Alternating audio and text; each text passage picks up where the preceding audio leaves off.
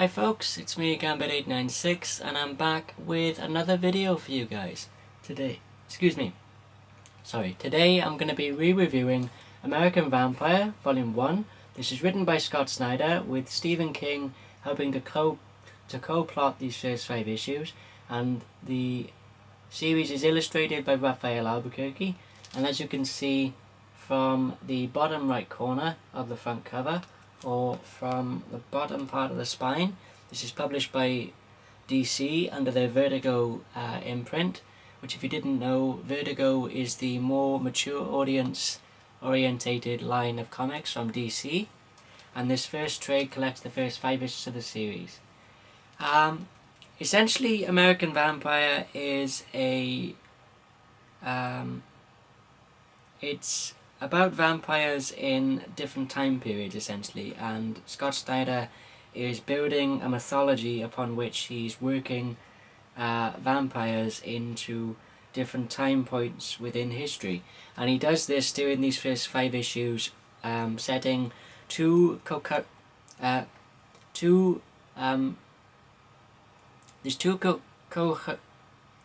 coherent stories going on at the same time. We have one which involves our main female lead character, a character of Pearl Jones, who is a aspiring actress in America, in Chicago, during the mid-1920s.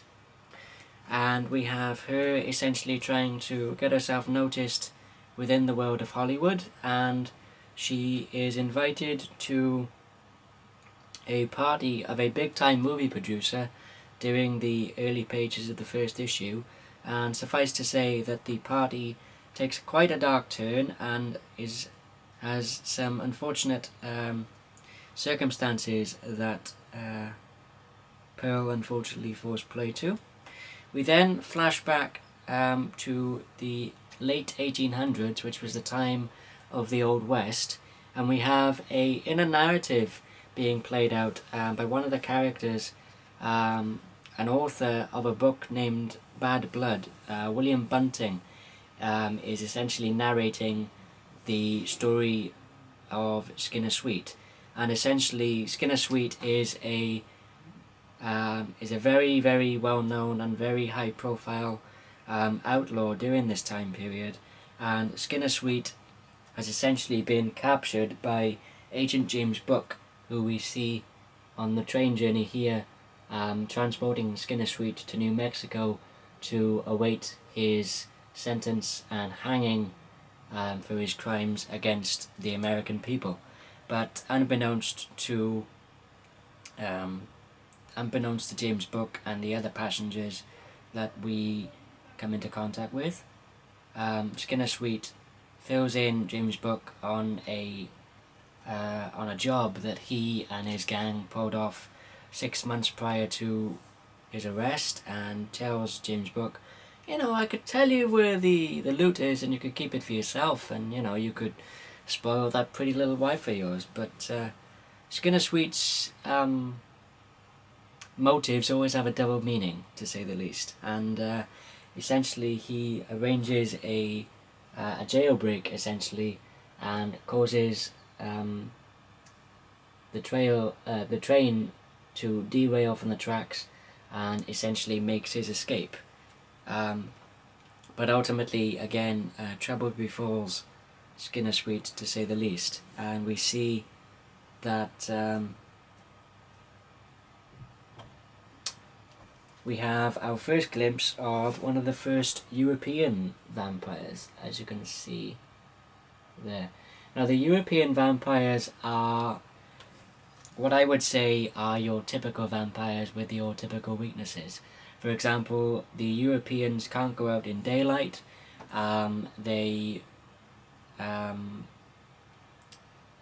essentially your nighttime vampires, and they also have a weakness for wood as well.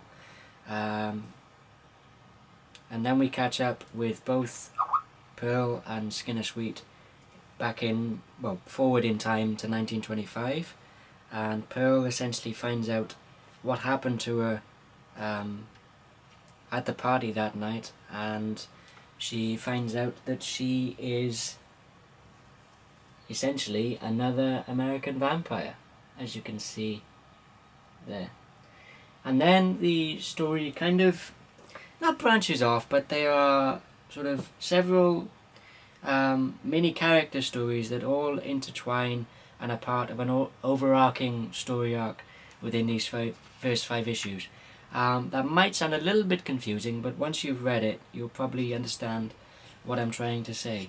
Essentially, we have Skinner Sweet carrying out his plans, trying to essentially stir up as much trouble for the European vampires, and we have Pearl Jones on her own personal story, trying to essentially take revenge on the people that turned her into the monster that she's become.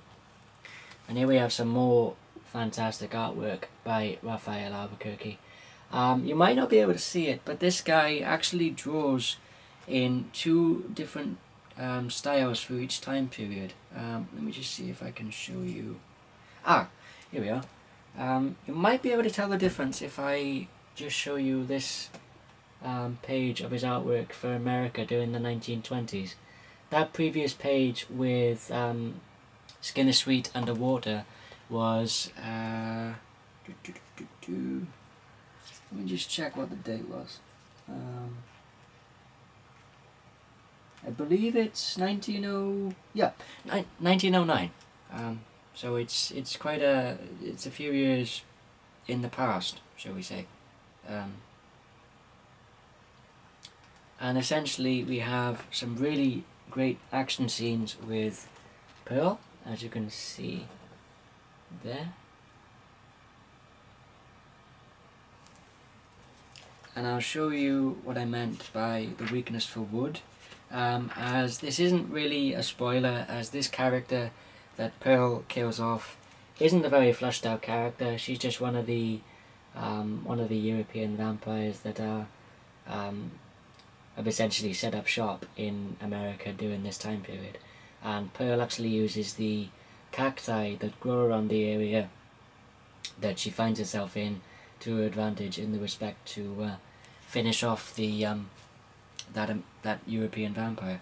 Because apparently cacti pines are actually, I don't know if this is actually true, but apparently they are mostly entirely made of wood. And we have Pearl essentially finding a love interest amidst her quest for revenge as well.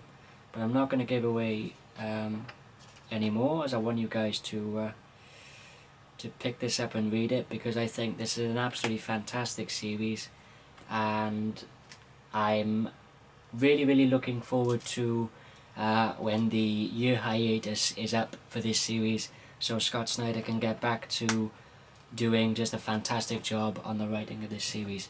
Like I said, Scott Snyder at the moment has the golden touch, in my opinion. His work on American Vampire is absolutely fantastic, from his storytelling to his dialogue to his building up of each of the characters that we see, not only in this first story arc but in the later volumes as well, as he uses the dialogue and the inner monologues of the characters to really flesh out the personalities of these different characters. The co-writing in this first volume by Stephen King is again on par with Scott Snyder's writing. Now, many of you will know Stephen King from his novels, which are primarily horror novels, which I haven't actually read any of Stephen King's novels, but Stephen King within the confines of a comic book is actually really great. I really enjoyed Stephen King's writing of Skinner Sweet's backstory.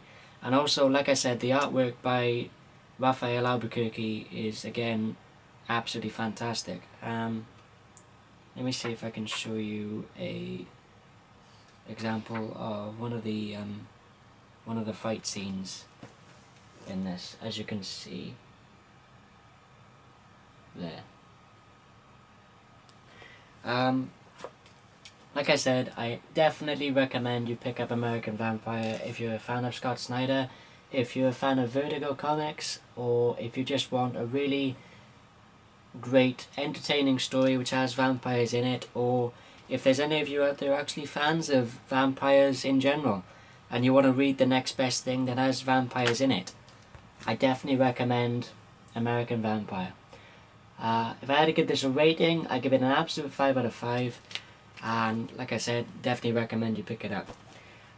Some of you who may have watched my video from a few months ago may have seen my initial review of this this first novel, first trade paperback of this series.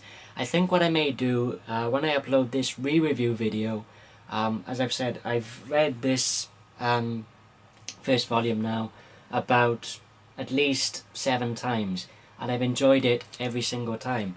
I think what I may do, I might, I'm gonna upload this re-review video, and I might take down my older review of the first volume of American Vampire, as I'm not too happy with some of the videos I put up a while ago, just because I don't think the quality is up to par. So this might be the first in one of a few re-review videos that I'll be doing on some of the older books that I read, or some of the books that I reviewed a while ago, and I might do a few more re-reviews as well. So, as always, that's about it for this review video, guys. I hope you enjoyed this sort of re-review of an old trade paperback that I reviewed. As always, if you did, give the video a thumbs up. If you didn't like it, give it a thumbs down. As always, please feel free to leave some comments in the comments section. And if you're new to my channel and you'd like to see more and you haven't already, please feel free to click that subscribe button at the top of the screen. And until next time, this is Gambit896 signing off, and I'll see you guys next time. Take care.